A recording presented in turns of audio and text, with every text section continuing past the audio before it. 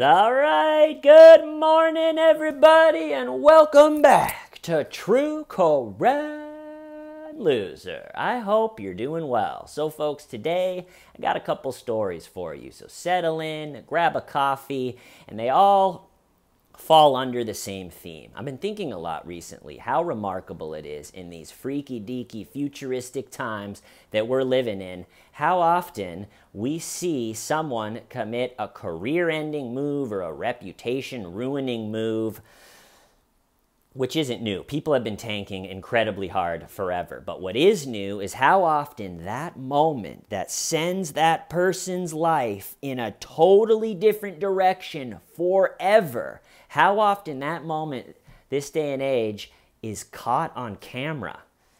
And it just would have been unheard of. And not only caught on camera, maybe even filmed by the person. A lot of times people think there's this big injustice happening to them, or they perceive what's going on wildly wrong, and they'll whip out their own HD phone, go live on Facebook thinking, look what's happening to me. It goes viral for the wrong reasons, and then they're sitting there contemplating, did I just film my own end? Man. And it took a while to get here. I mean, cameras used to be huge. So imagine like two people getting into a verbal altercation, and back when cameras are huge and you had to like put the film through all those little things, and one of the people had to be like, hold that thought, and then go and set up this big old camera for 10 minutes and then pop back up and be like, what were you saying? Say that again. And there's also a weird drive to always film and to get a video. Maybe I could get a satisfying amount of likes with this video. So that has caused everybody, no matter what happens, someone trips a little bit and everybody whips out their phone. Like, is this my big moment for my big internet clip that's going to do it for me? And so I always think of this scene like two people are walking down the street, it's a sunny day, everything's bustling, and they bump into each other's shoulders and they whirl around, and they both, it's almost like the old Wild West. They both whip out their phones and hit record, boop, and then everybody around them sees what's going on, so they got to whip out their phones too. So everybody whips out their phones, boop, and it's just silent and everybody filming. And the tension is thick. And the two people that ran into each other are looking at each other through slanted eyes and cell phone screens. And then one of them says, hey, sorry about that. And the other one goes, yeah, no problem. And everybody exhales, turns off the recording, deletes the pointless video. There's this crazy drive. Like, I want to film this. And so let's get into these stories. The first one takes place in Fort Lauderdale, Florida, at a restaurant called YOLO. So we're going to Florida ourselves down to Fort Lauderdale. And it picks up with a man named Joel Michael Singer, who's from Fort Lauderdale. And he, at least according to Heavy.com, was working at Coastal Wealth Financial Planners. Wow. At the time of this incident, and we open up at the host stand at YOLO, and Joel Michael Singer, he's wearing a fitted suit that I'm not sure quite what about the fit screams, my daddy will sue you, but somehow he had his suit tailored, and that's the vibe it gives off. So he's drunk, and he's also, the people at the restaurant had said that he's a mean drunk, he's a spoiled brat. His dad, at least according to Reddit, owns a bunch of car dealerships, got a bunch of money. So here we are at the host stand of YOLO, and Joel Michael Singer is pointing at a server of YOLO with the manager standing between them. He's pointing at the server, and he's going, did I punch you? Did I punch you? Because that is a situation that good guys get themselves in. So he's going, did I punch you? And you can hear people, someone's videoing with the cell phone, behind the thing, and you can hear people, just civilians, being like, yeah, you did. He did punch him. And he's going, did I punch you? And the manager of the restaurant's got his hand in between him going like, hey, man, get out of here or something. And then Joel Michael Singer turns around and starts walking away, and all of these videos, you can almost see the gears turning, going to make the life-changing decision. He walks away, and boy, I bet he wished he would have kept walking. And then he stops, and you see the gears go, yep, I'm going to ruin it. And he flips back around, and I think he goes, do you guys want a bar fight? But it sounds like he accidentally says, you guys want a ball fight? And he goes back over, and he headbutts the manager of the restaurant. And the sound is horrible. Like, it either got him in the nose or the teeth, and, you know, just that headbutt sound that sends shivers through your spine. So he headbutts the manager of YOLO, and then whirls around. There's a guy who wrestled in high school that still remembers a couple moves. Joel Michael Singer throws kind of a half punch at the high school wrestler guy, but the high school wrestler grabs him. His old techniques come back to him, throws him on the ground, gets him into a headlock, and says, you're fucking done. You are done. And what I imagine is the high school wrestler's wife goes, don't choke him to death, just hold him there. And over the next 15 minutes, which is a long time to just lay with another man on the floor of YOLO in Fort Lauderdale, but for the next 15 minutes until the cop got there, the high school wrestler just has him in a headlock, and you know, sometimes Joel will fight a little bit and the headlock's got to get tighter. But after a while, they kind of were just laying there on the floor of YOLO hugging.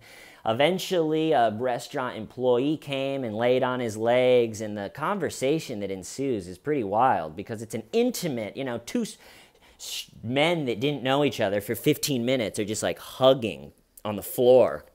And at one point, you know, Joel goes from really mad to another point, be like, let's just talk man to man. And then at another weird point, Joel Michael Singer grabs the guy that has him in a headlock, grabs his watch, and the guy in the headlock goes, don't touch my watch, pulls it away. And then Joel Michael Singer, who's just been in a headlock on the floor of YOLO, holds his watch up and goes, this one costs $50,000. And the guy in the headlock goes, I could buy and sell you all day. Just kind of a funny scene. But after 15 minutes, the cops show up, haul off Joel Michael Singer. There was no charges, civil or criminal, for the incident. But that's where the story really starts. So a couple months after that story, the clip that someone filmed behind, you know, this day and age, the cell phone clip of the event, a couple months later, pops up on Reddit. And about as quickly as it pops up, it disappears. And if people were like, what copyright infringement? How could it be a copyright? It's a cell phone video of some guy, you know, getting held down at YOLO. Who could possibly own that? And then it popped up again, and it kept popping up in like when bullying goes bad thread, or you know, bullying backfires. I don't really read it, but you can imagine the threads that video would gain traction in.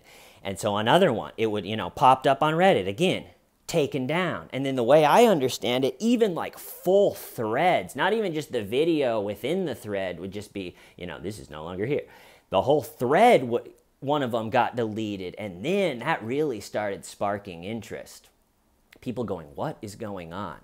And it comes out that Joel Michael Singer, as you can imagine, does not want his life and reputation to be connected with the guy going, you want a ball fight? And then laying on the floor embarrassingly for 15 minutes. And so Joel Michael Singer and his daddy and his, what I like to picture his daddy's team of lawyers in a call center type environment were frantically and furiously doing everything they could to get every video, every clip taken down, which with the internet is impossible. And the more they fought, the harder it became. And there was, you know, posts on Reddit, hey, you know, he's using daddy's money to get this thing taken down. Everybody download and post. And you can't rally the internet more than a spoiled brat in Florida using daddy's money to try to save his ass. So then it kind of exploded and everybody started posting it. And the joke became, anytime there was a comment under the video, the joke became, hey, everybody, listen, Joel Michael Singer doesn't want his name, Joel Michael Singer, to be associated with this very embarrassing, violent clip. So if you do comment on the clip or even think about the clip, please do not include his name, Joel Michael Singer, in the comments. So it's just like pretty much every paragraph written about the clip had his name like 45 times, and it just kept going, and it got to a point, which I don't think I've ever seen before on the internet, where the team of lawyers were actually contacting just dudes on the internet and offering them money to take down the video that they posted. So just picture like a call center of Daddy's lawyers. I'm sure Daddy was pissed, being like, Joel, this is not the way I want to be spending my time and money. But I just picture like a big call center of lawyers being like, yeah, hi, I see you got the clip up on Vimeo and YouTube. How about 400 to take them both down? I mean, when you're just paying random dudes on the internet, it is over. And as you can imagine, there was no way to stay ahead of the postings, and the more that everybody, heard that this is what his dad and the lawyers were doing, that just created, people are bored on the internet. So it gave everybody like, all right, this is what we're doing today. And here we are. Like 2 years later, and if you Google the name, it's the only thing that comes up, Joel Michael Singer. So I wonder to this day if Coast Wealth financial planners kept him. And I guess also with all of these stories, it's interesting to see he was 31 when it happened. Can you escape from something like that? I don't know. Maybe in 10 years or 15 years, people forget, or the internet, it'll be bumped down with something else, but pretty interesting. Okay, so story number 2. And again, this one just could never exist except in this time period. And I'm going to tell you the story of Brooke Houts. Brooke Houts is a YouTuber, just like us. We all spend all day on YouTube. But Brooke Houts, 2 years ago, had solid channel going, north of 300,000 subscribers. I think the content was a lot of like, hey, everybody, I'm going to do my makeup. And then she's rambling while she does the makeup, while stopping the rambling every once in a while and saying things like, wow, this blush is really intense. I'm not going to lie. And then going back to the makeup. So if you can build yourself 300,000 subscribers but just doing your makeup, good for you. So she was off to the running. Is that an expression? Off to the races. She was off to the races, kicking ass on YouTube. I think her and her boyfriend, it sounded like they were buying houses. You got to think she figured, I'm doing pretty well. All my ducks are in a row. And then 2 years ago, Brooke Houts decides to get a Doberman puppy. Cool dogs. Known for high energy. I don't know if they're on any list of first-time dog owners. You got to be careful.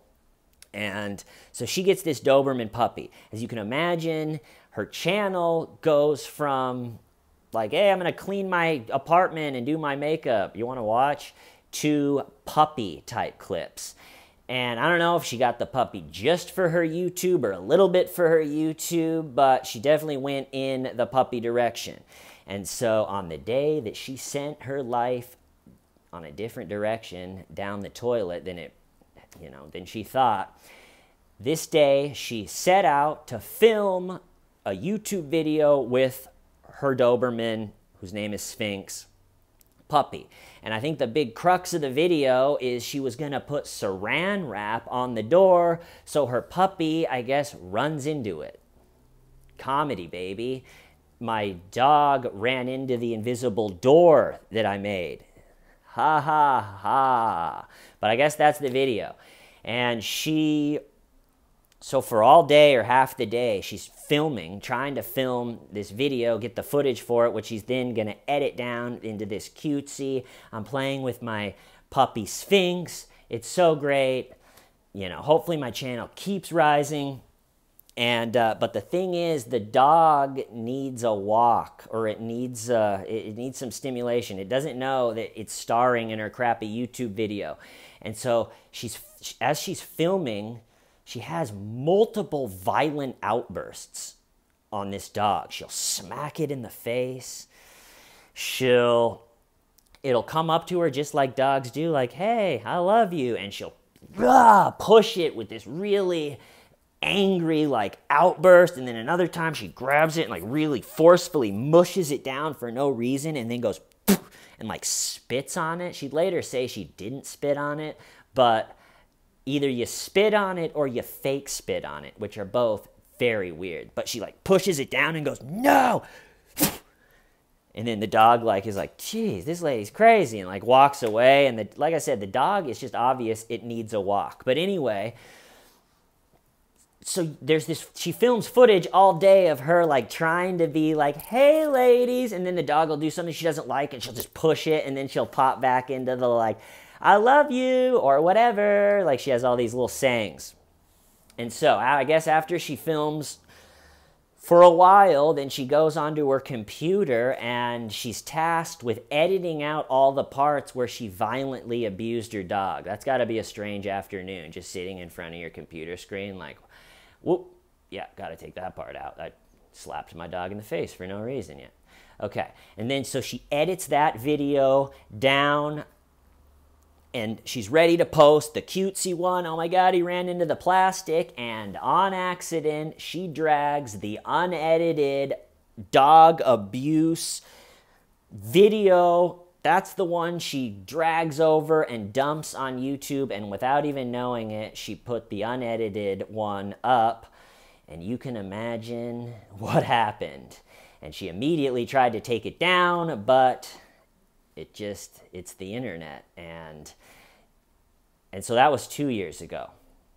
And a funny part about it is, so where do you even go from that? You upload a video of yourself abusing your dog, and a bunch of celebrities reached out and said, let me buy your dog from you. I'll pay anything.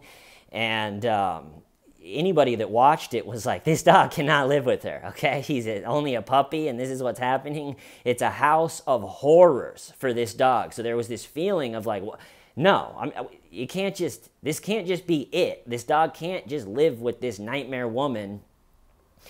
And she did, all these videos are taken down. So then she did a video, first she did a hilarious apology it was pretty much incoherent. A bunch of YouTubers did videos about her apology, but what do you say? Hey folks, sorry, I accidentally didn't edit out all of the violent outbursts on my puppy, and you guys weren't supposed to see it. There's nothing to say, so that makes the apology video pretty funny, because you can tell that she just has no idea what to do. And so she sits down, she has the classic like slump down YouTube apology video, and the funniest part is the way she starts the video. She just goes, hi guys, remember, no one has seen her since she uploaded the violent dog outburst video. She slumps down and goes, hi guys, first I just want to start by saying thank you. And it kind of is like, for what? I guess when you have nothing to say, all she had gotten is just death threats and like, you are a horrible person, or let me buy your dog, or you should never be on YouTube again. And then starts the big apology with, I'd like to start by saying thank you. So that 2 years ago, it was the dog video, and then about a year ago, she did a video put out a video after not posting forever going, where I've been. And that video got 45,000 thumbs down and 1,000 thumbs up. So a lot of the comments too, the video's called Where I've Been, and a lot of comments were like, in hell, or why don't you stay where you've been, or no one cares where you've been, don't come back. So really hard to recover from posting a video of yourself abusing man's best friend. And since then, so that was like a year ago, hey, where I've been, I want to come back and do my makeup. Is that okay?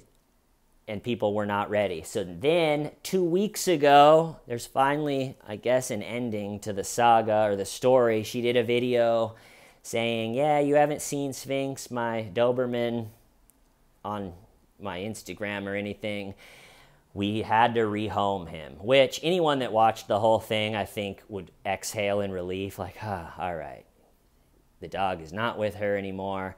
But it's also a sadness because the reason she said they had to rehome him was because it had attacked a couple dogs and drew blood on one of the dogs and was lunging.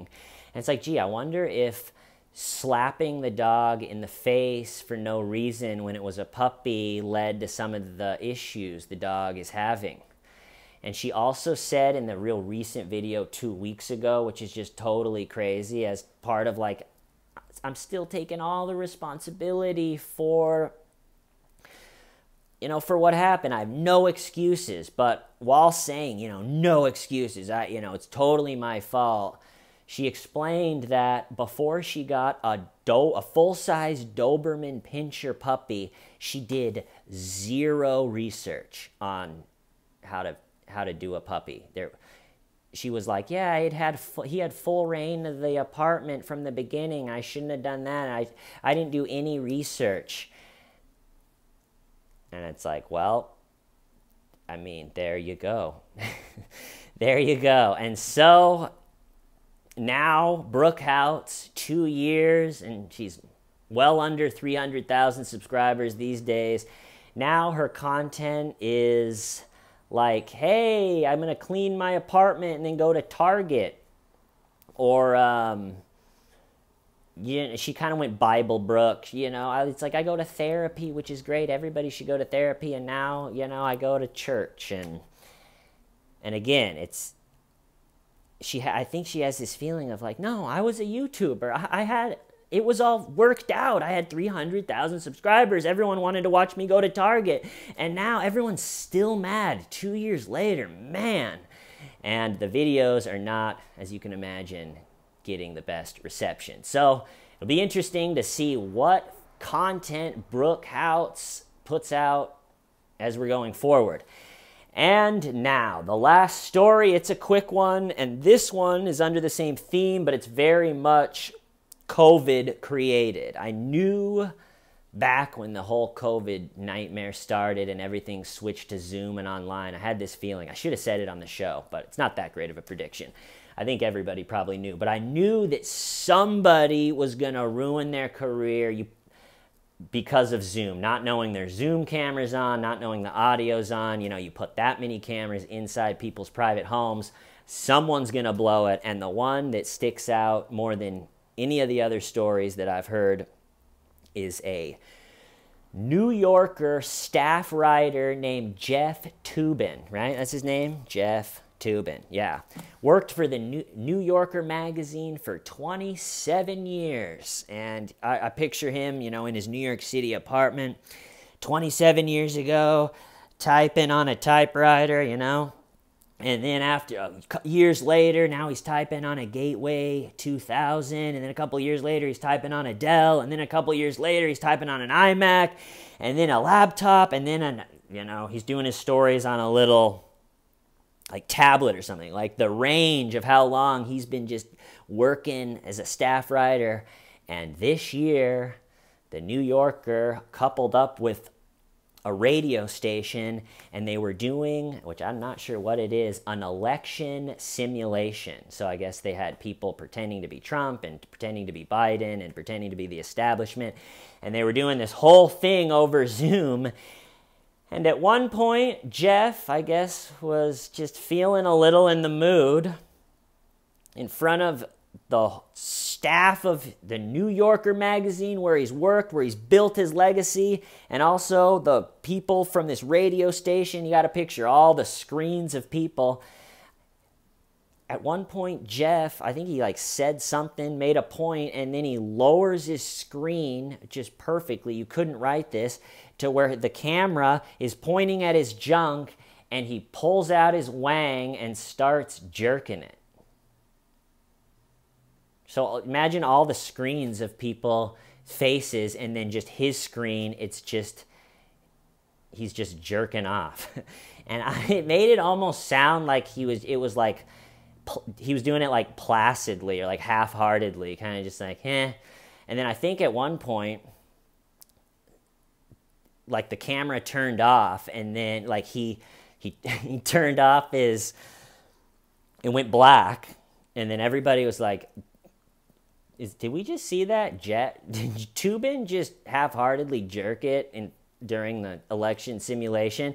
And then he comes back on, which is maybe one of the funniest parts, comes back on, has no idea that everybody just saw what happened, and just is like, hey, everybody, we, ready to continue this thing. And then they continued the election simulation.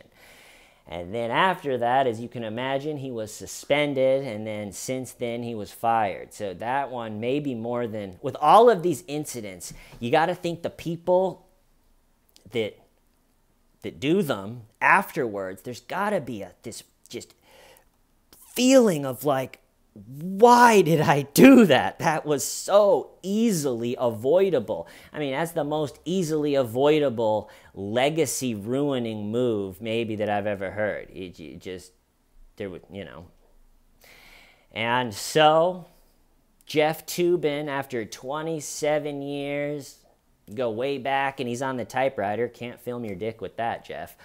Probably should have stuck with the typewriter. And after 27 years of all those stories that he wrote, he had to put out a statement being like, hey, everybody, I still love the magazine, and I'll always read it, and I apologize to my wife and daughter. And again, none of these would have ever been imagined in a time just a click or two in the past. But here we are, people, and we'll see what happens. I'm going to cut it off there. I hope you guys are doing well. I love you all. Why? Stavin' why?